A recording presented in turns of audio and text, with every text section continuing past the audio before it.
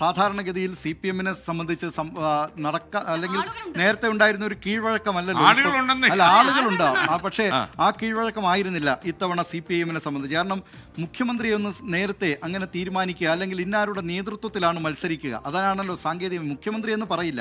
അവർ CPM-നെ സംബന്ധിച്ച് അവരുടെ ഒരു പാർട്ടി പരമായിട്ടുള്ള ഭാഷ ശൈലി എന്ന് പറയുന്നത് ഇന്നയാളുടെ നേതൃത്വത്തിൽ മത്സരിക്കുന്നു എന്ന് പോലും പറയേണ്ടി വന്നു CPM-ന്റെ സംസ്ഥാന സെക്രട്ടറിക്ക്. പിണറായി വിജയൻ്റെ നേതൃത്വത്തിലാണ് ഈ മത്സരം എന്ന് CPM-ന്റെ സംസ്ഥാന സെക്രട്ടറി പറയുകയാണ്. അതുകൊണ്ട് മറ്റൊരു നേതാവ് ഈ അധികാരത്തിലേക്ക് CPM LDF അധികാരത്തിലേക്ക് എത്തുകയാണെങ്കിൽ മറ്റൊരു നേതാവിനെ കുറിച്ച് ഏതായാലും ചിന്തിക്കേണ്ട, അത് പിണറായി വിജയൻ തന്നെയായിരിക്കും. നേരത്തെ തന്നെ അദ്ദേഹം പ്രായപരിധി സംബന്ധിച്ച കാര്യങ്ങളൊക്കെ മറ്റ് നേതാക്കൾക്കെല്ലാം ബാധകമാക്കിയിട്ട് ഇദ്ദേഹത്തിന് ബാധകമാക്കാതിരുന്നത് തന്നെ ഇത്തരം ഇതുമായി ബന്ധപ്പെട്ടൊക്കെ തന്നെ മുഖ്യമന്ത്രി ചർച്ചയെ വരുമ്പോൾ, അല്ലെങ്കിൽ മുഖ്യമന്ത്രി സ്ഥാനത്തേക്ക് മറ്റൊരു നേതാവില്ല എന്ന നിലയിലാണ് കാര്യങ്ങൾ. നേതാക്കന്മാരുണ്ടാകാം, പക്ഷേ ഇപ്പോൾ ഏതായാലും LDF-നെ സംബന്ധിച്ച് CPM-നെ സംബന്ധിച്ച് മറിച്ചൊരു തീരുമാനം അങ്ങനെ ഉണ്ടാകാനിടയില്ല.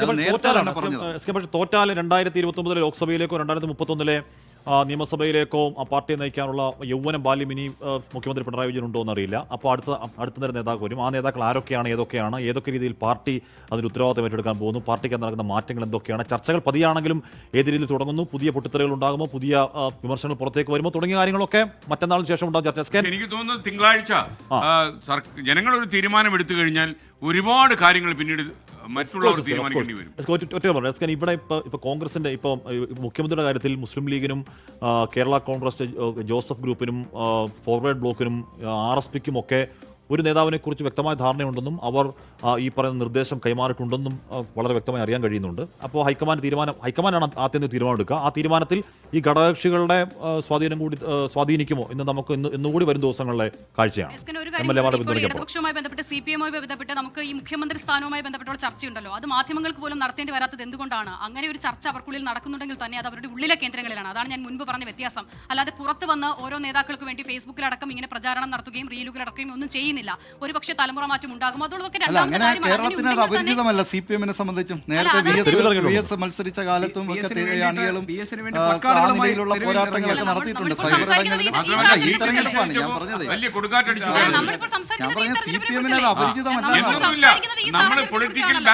അങ്ങനെയാണെങ്കിലുള്ള മെറിറ്റ് എന്താണ്? അങ്ങനെയാണെങ്കിൽ ആ സാഹചര്യത്തിൽ നിന്നും 2026 എത്തുമ്പോൾ സംഘടനാ സംവിധാനം അത്രമേൽ കെട്ടിപ്പടുത്ത് പാർട്ടി അല്ലെങ്കിൽ പ്രസ്ഥാനം എന്നുള്ള ഒറ്റ ലക്ഷ്യത്തിലേക്ക് എത്താൻ ആ സംവിധാനത്തിന് കഴിഞ്ഞു എന്നത് കൂടിയുണ്ട് അതിനർത്ഥം. യഥാർത്ഥത്തിൽ ഈ മുഖ്യമന്ത്രി കസേരയിലേക്കുള്ള തർക്കങ്ങളും അതുപോലെ തന്നെ സീറ്റ് നിഷേധിച്ചപ്പോൾ കേരളമാകെ ആഞ്ഞടിച്ച വിവാദങ്ങളും ഒക്കെ CPM-ന്റെ ചരിത്രത്തിലുമുണ്ട്. എനിക്ക് തോന്നുന്നത് ഇപ്പം ഇപ്പോൾ ശൈലജ ടീച്ചർ നാളെ ജയിച്ചു എന്ന് കേരളത്തിൽ മുഖ്യമന്ത്രി, അതൊക്കെ ഒരു വലിയ ചൂടുമാറ്റമായിട്ട് നമ്മൾ പറയും. അന്ന് ഇതൊക്കെ ഈ പ്രത്യയശാസ്ത്രത്തിന്റെ പേരിലുള്ള എന്തോ ആണോ നമ്മൾ തെറ്റിദ്ധരിച്ചത്, അങ്ങനെയൊന്നും അല്ല.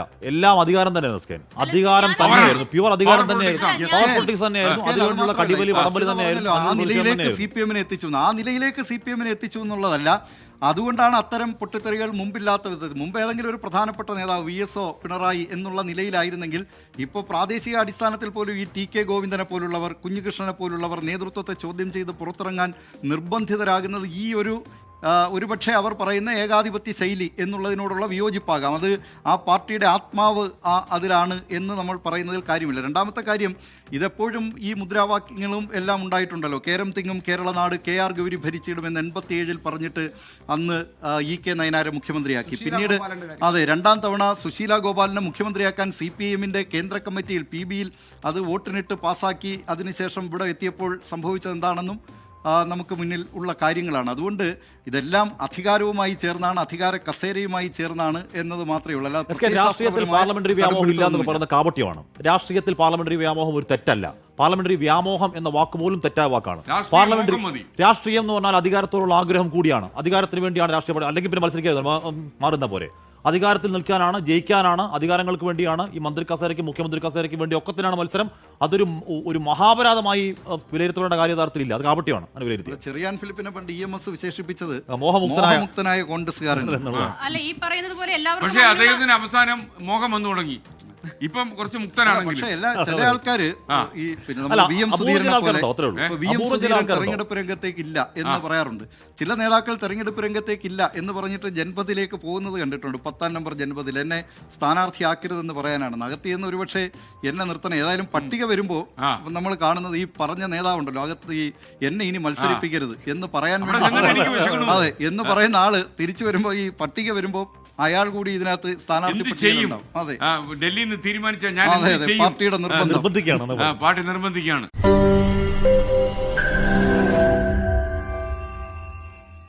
ലോകത്തെവിടെയായാലും ഏത് സമയത്തും 24 വാർത്തകളും ഓഗ്മെന്റഡ് റിയാലിറ്റി പാക്കേജുകളും എക്സ്പ്ലെയിനറുകളും വിശദമായി കാണാൻ ഞങ്ങളുടെ യൂട്യൂബ് ചാനൽ നിങ്ങൾക്ക് സബ്സ്ക്രൈബ് ചെയ്യാം.